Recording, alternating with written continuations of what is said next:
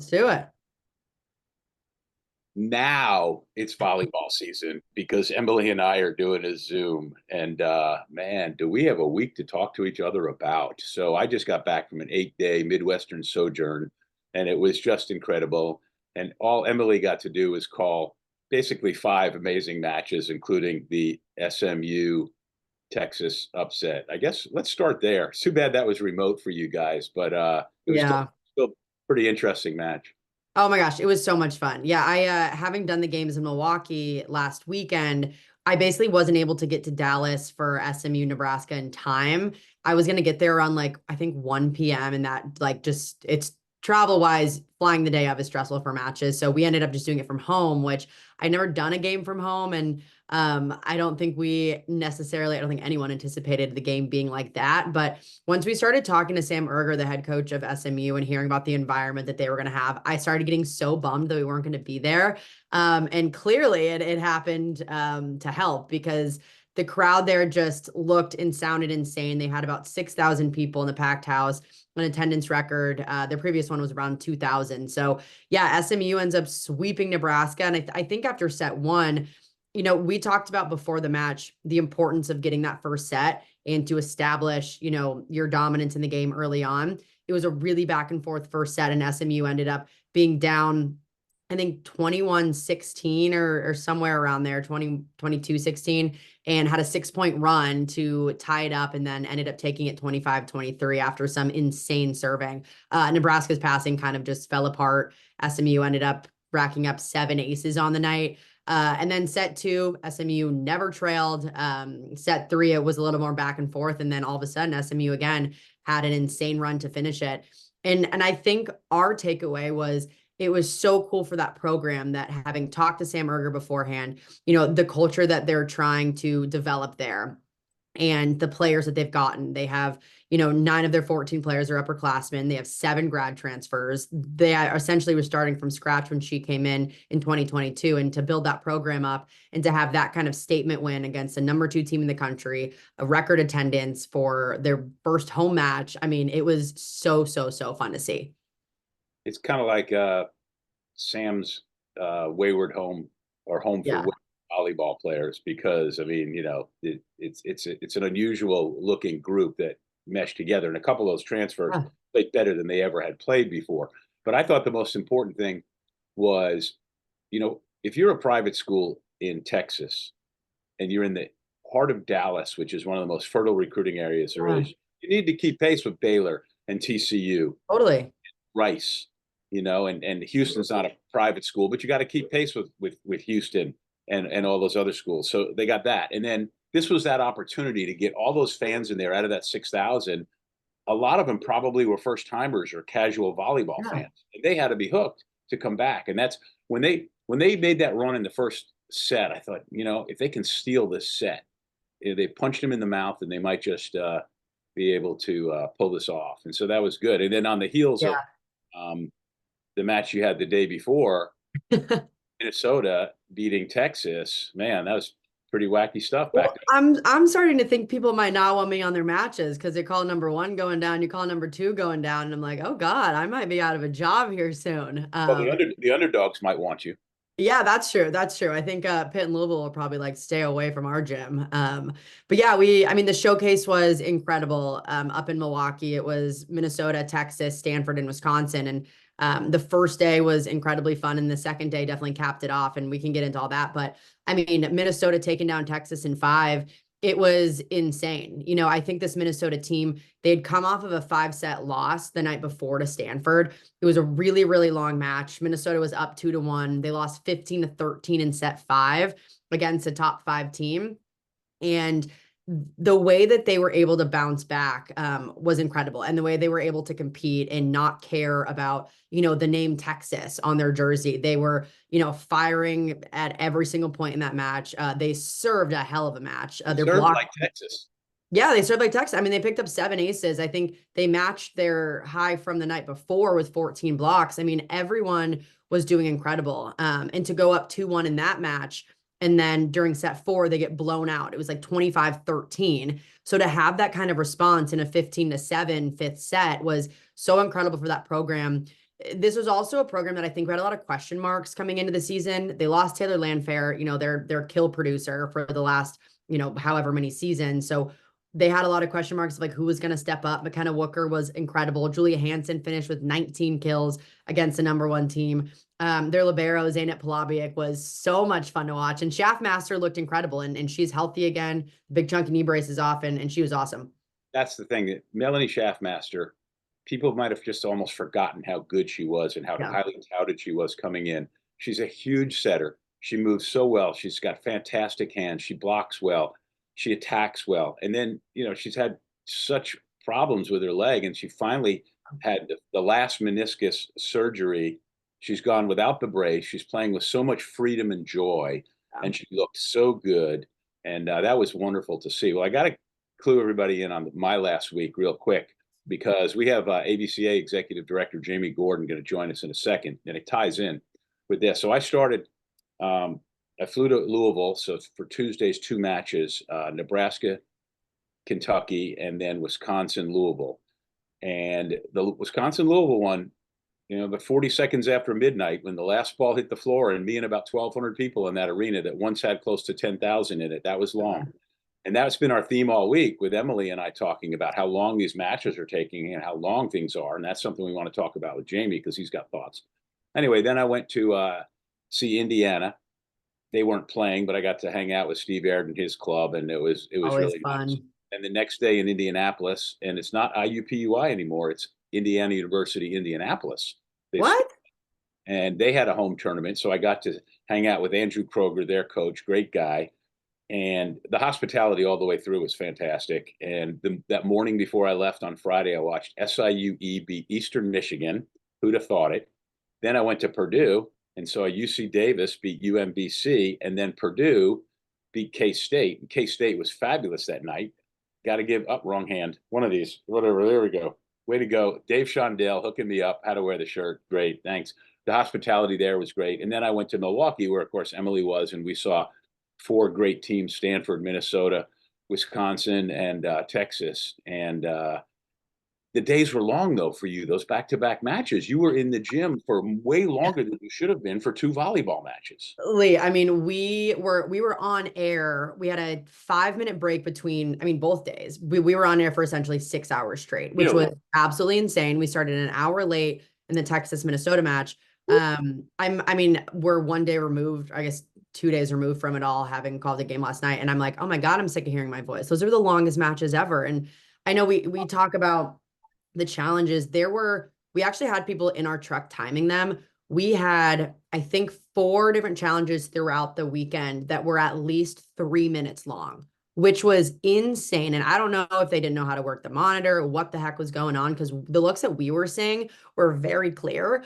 Here's the other thing, too, is that when we've got those long delays, and for a match like that, for example, the first match on Fox, yes, chance for, how many thousands of first-time viewers, and they see everybody just standing around, or they see service error after service error, but that's nothing we can do about that. Kills the game.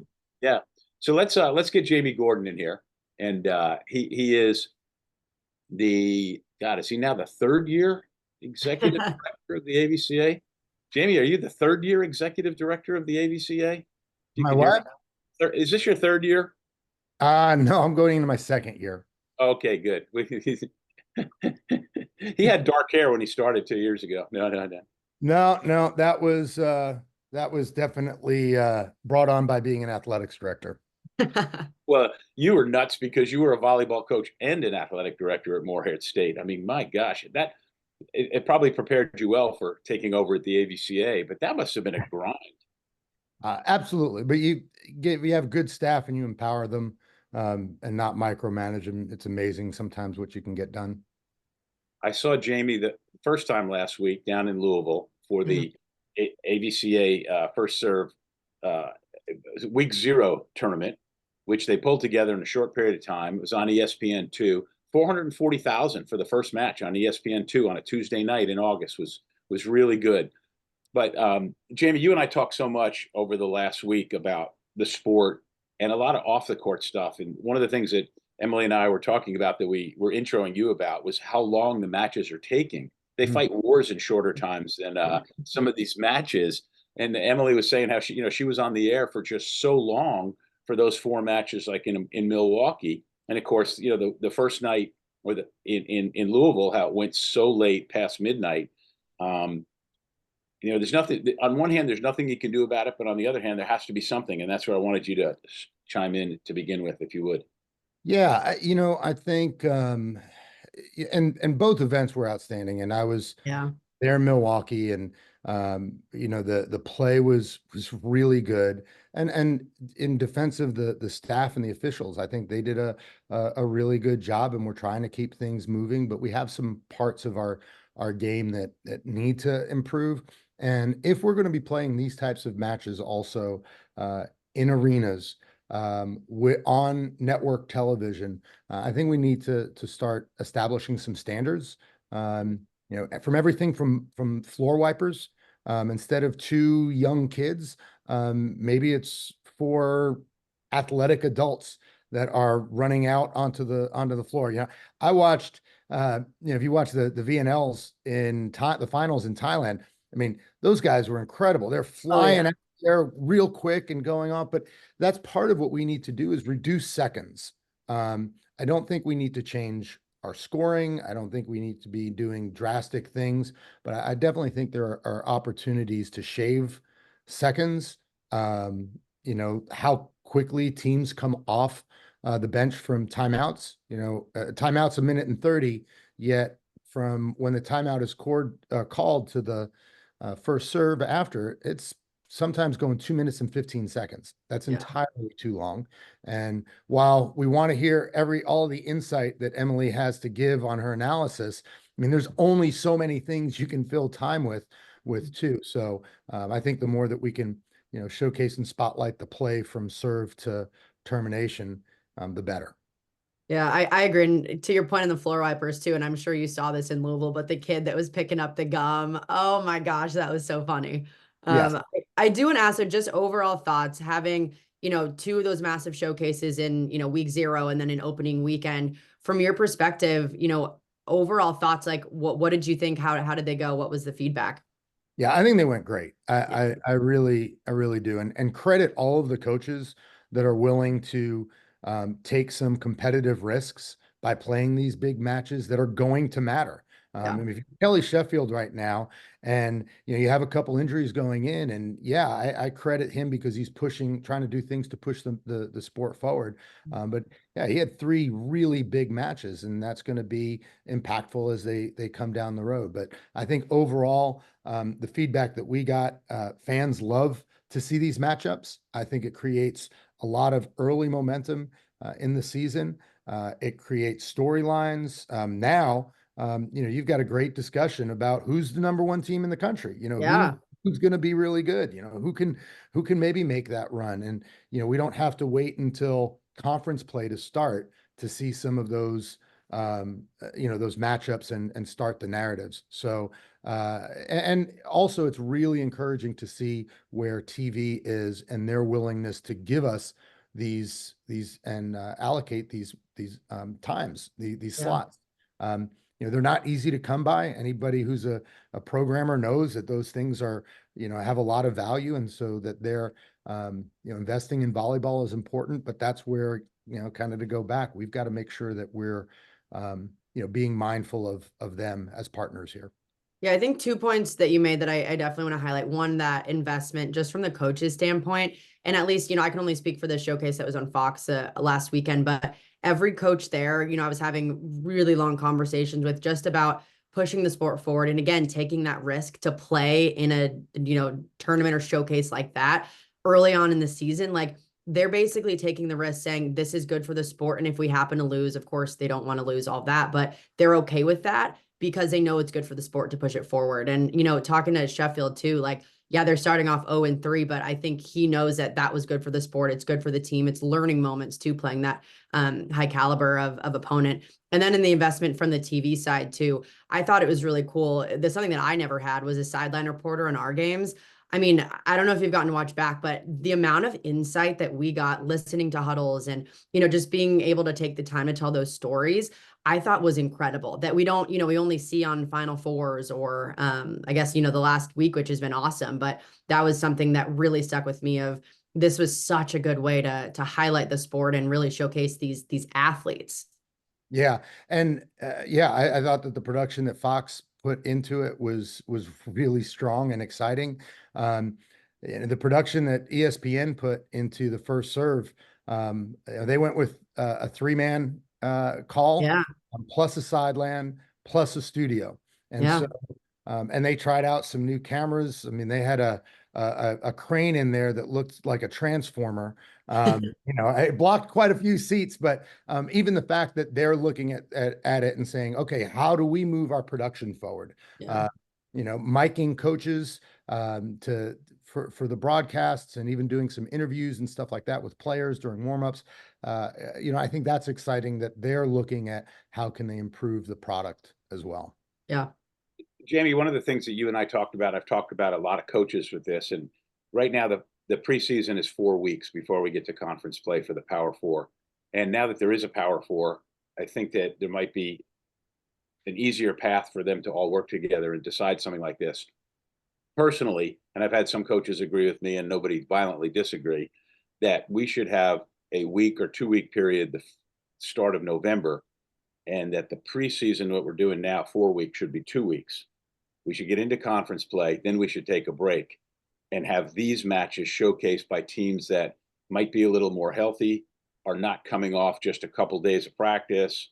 And the TV element would be huge then, because football season is still in progress. But if we went midweek, would we be competing with basketball? Could you still get, like, for example, could you do week 0 instead, November 10th? I'm just throwing out a date, and what kind of negotiations and possibilities would be there for that?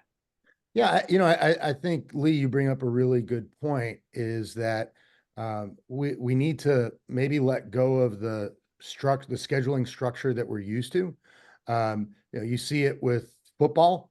A few years back, they went to conference matches and key conference matches to start off. You look at Florida State, Georgia Tech to kick off their season, and really a loss at football can mean the difference of qualifying for but to that point, I mean, Wisconsin at 0-3, may come back and have a fabulous season, and I think Wisconsin will, but probably isn't going to get a top 4 seed now because of those 3 losses.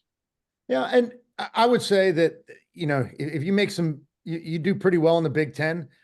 You've got a fair argument for that, and I would say that the other nice thing is that Kelly and he and I've talked about it. They know what they need to work on early. You start to see, hey, this is where we might be a little bit weak, or where we need to improve if we're gonna win that. I think basketball, we see in their scheduling, to your point, Lee.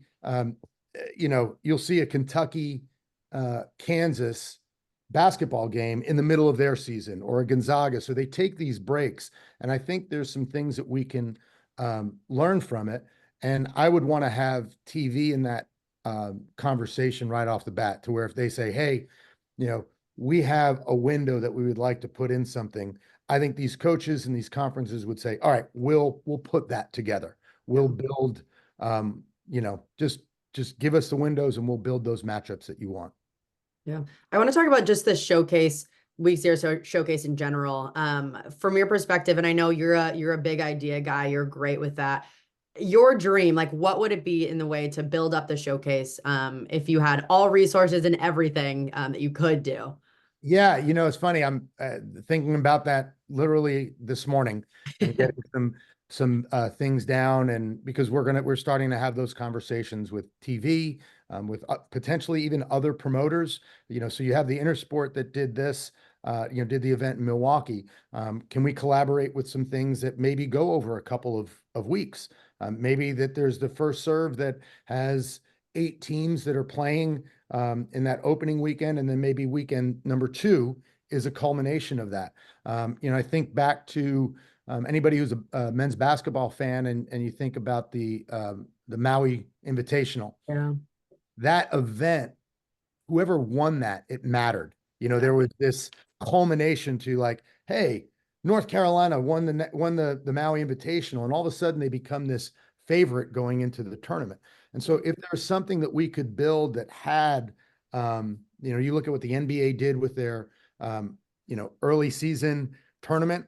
I think there's been some talks even with conferences. Do you do a conference tournament instead of at the end, which is traditional? Yeah. You look at something at the front end to kick it off and have somebody that all of a sudden now really has the target on their back. So I would say in my thought process of what it could be, it's probably looking at a lot of what has it not been and how do we start to, to look at that. Can we take some lessons from the international game? Can we take some lessons from other sports and just kind of break out what our mold that we're used to from? Well, as someone who's covered the Maui basketball tournament, I would tell you, Jaime, if you can get us a Hawaii trip and we get to cover a couple I was going to say that too. I was about to say, Lee, I just think you cover destinations, a lot of time in Paris. Now I learned about your coverage of Maui. You're a fan of Milwaukee, they got, so you go where the place is, right? And it's amazing. So many of these places have beer. All right, we'll get you out of here on this before Emily and I go dive deep into the rest of the nation. So redshirt freshman superstar setter at Xavier, Jameson Gordon. Is she named for the Irish whiskey, or is that as close to being Jamie Jr. as she could be? And yeah, as close to Jamie Jr. as she can be, but she had she has quite a personality. When she was 8 years old, she would say, yes, my name is Jameson. And then they would go, oh, like the whiskey? Or, Jameson. And she would go, oh, yeah, like the whiskey. And I would have to like, no, you're not named after a whiskey. But I will tell you, and this was purely, so I have two daughters. My oldest is Sydney, and she was actually born during the Sydney Olympics. That wasn't what she was named after, just coincidence. But our younger one was born during the Athens Olympics. So Jameson's middle name is Athens. So little thing, no expectations or anything like that. But yeah, there, you asked for a story about naming and you got more than you expected. That was awesome. We got just great stuff overall. Thanks for visiting with us. We'll see you on the trails, and I know you and I will talk soon. Absolutely. You guys have a good one. Thanks for having me on. Thanks, Jaime. Athens and Sydney. I love that. You gotta like that. That's incredible. Well, I don't know if we solved any of the problems, but at least we got to talk about them. We do have to shorten the games. One of my big things, and you and I have talked about this before, is Coach Smith challenges a play, explains it to the referee. The down ref goes over, does all of the stuff that he or she has to do. They reject the challenge. You are not owed an explanation. Yeah. I don't have to waste another 30 seconds explaining to you why we just rejected your challenge. That's for one. Anyway, how about the idea that there are now 8 or 10 teams that can win the national championship? If we don't have proof of that from this past weekend, I still think Texas is going to be just fine. I think Nebraska will be fine. I know Wisconsin's going to be fine. Yeah. You probably got asked a lot after this first week, after seeing all these matches. What do you think? And so what did you tell people? Yeah. I mean, I think, and we say this every year, right? We go into the season saying, oh, I don't see how Texas is going to get beat. I don't see how Nebraska is going to get beat. And I think it's different when you have the talent and when you play at your best, maybe, if all the teams are playing at their best, sure. I don't know if Texas or Nebraska or whoever is going to get beat, but that's why we play these matches. That's why Nebraska can't just saunter into Moody Coliseum and think they're going to sweep SMU and then go home. That's why these matches are played early on.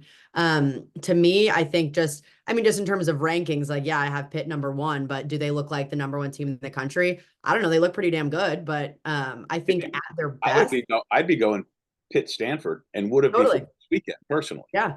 I mean, and Stanford brings up another conversation. I think that's a team that has the potential and I think could win a national championship. They're still putting together the pieces. They got a 4-set win over Wisconsin. They barely squeaked one out against Minnesota. But in terms of the talent that they have, you have Cammie Minor, who is arguably, if not the best setter in the country. Elena Oglivie, who's one of the best liberos, probably second to Lexi Rodriguez. And see, I disagree with you. I take Oglivie over her, and Lexi Rodriguez is fantastic. No, passing numbers. Oglivie's at like 55. Lexi's at like 67. I mean, besides last night, whatever. But like Rodriguez is, for me as a libero, she's by like not even close. I don't think anyone touches her, but I digress.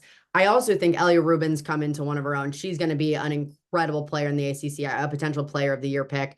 And then Sammy Francis, I had a lot of conversations with Kevin Hamley about her because, she doesn't have All-American honors. Most of that's because she's never been healthy for a season. She was sick her freshman year, then she was hurt the next 2 years, hasn't really played that full season of really good volleyball.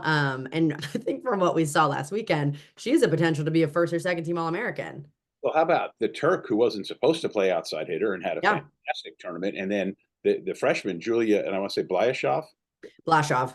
Yeah, is supposed to be absolutely fantastic, and she's not healthy. So Stanford's room for growth is huge. I also think Wisconsin's room for growth is huge. Because of Charlie Furbringer, the freshman setter, who's gotten better now in every one of their 3-4 set matches. Well, the issue that Wisconsin is having is just right now being healthy. Julia Orgel wasn't allowed to play front row, or they were limiting her front row time because of an ankle injury. Anna Smrek didn't play that matchup against Stanford on the second night because of also an injury. Once they have those two players back and fully healthy, he keeps saying Franklin's not fully healthy, and I trust him, but also like she looks healthy. Like Franklin's fine. But I think once better than last year. Yeah, she looks great. She's fine, regardless of whether she's 100%. Like she's good. I think though, not having that really terminal second outside was really tough for them in this last week. But again, you get Orgel out there. She helped her team to a national championship in 2021. I'm not worried about Wisconsin. Furbringer will figure it out. Her creativity right now is just a little bit ahead of her execution and strength. So once she figures that out and can really just get in the gym more, get more reps, she's going to be good. And I'm not worried about it. She looked, pretty good last weekend until they had passing struggles, but not worried about Wisconsin. Not really worried about Nebraska or Texas either. Those are teams that are going to easily bounce back. Louisville, on the other hand, I don't know if the whole 6-2 thing, if I agree with for this team. Obviously, I'm nowhere near the coach that Danny Busby Kelly is. Anna DeVere's hitting negative. Yeah. And to be honest, I think when you move to a 6-2, you automatically have to know that as an outside or just as any attacker, you're not going to get as many sets in general.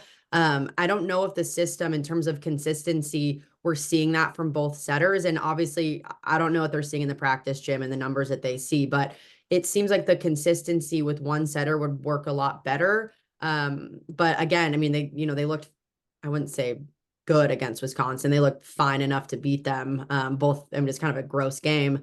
But I don't know. We'll see if they move away from that 6-2 because it didn't look good last night against Penn State, who steamrolled them.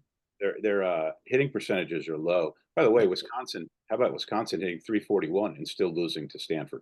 Yeah. That match was just all offense. There was nothing happening otherwise. Oh, but so because of the trip I took, which was so cool, I got to see 7 of the top 9 teams in this week's poll, and the 9 teams are still the same.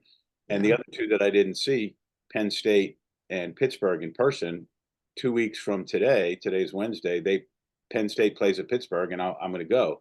So all 9 of those teams right now. I think that there'll still be more shuffling, of course. That's why I led with today. That's why we don't do our media poll until after the pre-conference.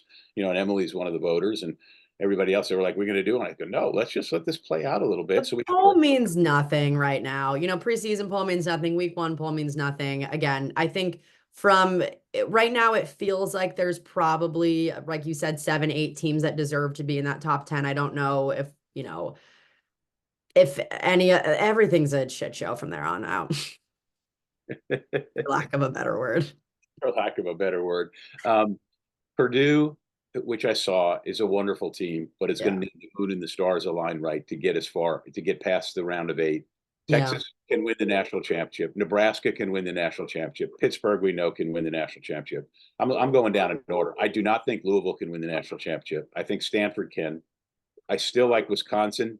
And if you even said to me you could get odds and take somebody in a bet in Vegas, which maybe you can in volleyball, I don't know. I don't bet on sports. But I still like Wisconsin. Healthy Wisconsin, I still like maybe better than everybody else. Penn State, just, you were working. I was watching both matches. Penn State was just flat out dominant last night, of course, playing at home, but just looks great. Yeah. So but I I just can't figure them out from looking at him the first time. That's the first time I got to see him. Is this a I team? mean, You when know, you have Jess Merzick on your team, like, yeah, it's you're going to be good. And then Cameron Hannah's always good. I only looked at the stats again, haven't had time to actually go back and watch. I heard Izzy Stark was amazing. I'm definitely excited to watch her. But another big thing, I was talking to one of their coaches, and they had 1,600 students at that game. So, I mean, you just talk about the crowd at Rec Hall in general. Like, that's a tough place to play. Louisville's obviously not used to playing in environments like that are massive and have a lot of people, just because the ACC doesn't pack gyms like that. To me, that sounded like a big reason why, just in terms of crowd momentum. yeah, no, it's good. And Florida's pretty good. Florida's got, one of the great young players in Kennedy Martin, who is just, Is she hurt? I saw she like went out. oh no, now you're gonna have to make us both do work. I don't know. Um, have you She seen? went down during their first match and then I think didn't play the second one. Again, I've been on air for basically 3 days straight. And yeah, we've been on similar paths. Have you seen Creighton, Oregon, or Kansas? I watched Oregon against Pitt. I mean, the first set was awful, but I think Oregon, they have a team that has never played matches together. They graduated every single person except Mimi Collier. So I think they have a lot of potential. I don't know if they look like a top 10 team right now, but they definitely look like a top 20 team. I think they have a lot of heavy arms, but they're still getting used to each other. Haven't watched Kansas, haven't watched Creighton, but I feel like I know enough about that team and have watched those star players to know that they're going to be really damn good. And I have them Tuesday against Nebraska, so I'll start watching tape either tonight or tomorrow. That'll be a good litmus test for them. Yeah. And does Nebraska have this weekend before that? Yes, they play people Yeah, that aren't ranked. people that aren't ranked. Um, it's early, but do you get the impression there's anybody out there who can break and maybe be this year's rare? Wait, how did they make it to the Final Four team? Could it be Minnesota? I don't know. Can Minnesota sustain that for a whole season? Um, I was gonna say Minnesota, or honestly, I think, I mean, I know it's early and it's been one match, but I genuinely could see SMU having some kind of run like San Diego had before. Just similarly, like bringing in all those transfers, a lot of those fifth years that are going to be here for one or there for one season in Dallas. I wouldn't be insanely shocked to see them make a kind of run like that with the talent they have. And then otherwise, I think Creighton with the talent they have could potentially be that Cinderella story too. there were a couple of those kids watching them last night at SMU, and I'm going, hey, I typed your stats every day, for your whole careers, and Yeah. they had career nights. Yeah. The Florida kid was Okamore, Nady Okamore. She put him 9 blocks last night in a 3-set match. she has been good and is good. What's interesting too is Nebraska. One of the reasons they scheduled that match was to give Allie Batenhorst a match in Texas. And the Yeah. only Batenhorst that was there was Casey Batenhorst, her little sister who plays for SMU. Did she get in the game? No. Okay. And Nia Shime from Wyoming. Yeah, Shimei. Yeah, Shimei. Shimei. Yeah, see, I just have to type the letters. You have to say them right. Oh, fair. No, she was good. I mean, she's got an arm on her. She was Yeah. fun. Yeah, I mean, Natalie Foster during her time at Wichita State. No, and they have a Jameson too, Jameson Wheeler. Yeah, Jams, she's a freaking baller. Like, I mean, she just takes charge. It's funny because she's a junior and she's like the youngest one on that starting lineup, which is crazy because she's also the only one that's been there for all of Sam Erger's career, which is fun. But I mean, even a player like that, like when Coach Erger came in, she had 6 players. They had to hit the transfer portal hard. It was a player like Jams Wheeler, who she said, okay, I need to build this team. Like, you need to help me. They went out and got Celia Cullen from Michigan State, had her buy-in right away and kind of built the team around her. And I mean, I don't know. I felt really proud of those girls just from a standpoint of them trying to build up the program. And, it's hard in year 1 to do that. And it's hard in year 2 to do that. But to see it now in year 3 for this team that has been under Erger, that has really bought in, those are the kind of matches that you kind of want for a team that's trying to build up. Yeah, Tabron, was a nice player at Colorado, but she was fabulous last night. It goes a lot. You got to give a lot of credit to what Ryan McGuire had on his coaching staff at Baylor, Yeah. because you've got the coach at SMU, at TCU. He's got other assistants sprinkled without, and he has to rebuild, so to speak, his coaching staff in addition to his staff. He's had to do that in the last few years, and to his credit. So back to my original point, if you're a private school in Texas in a good conference, you got, and it's just been way too long in coming for SMU.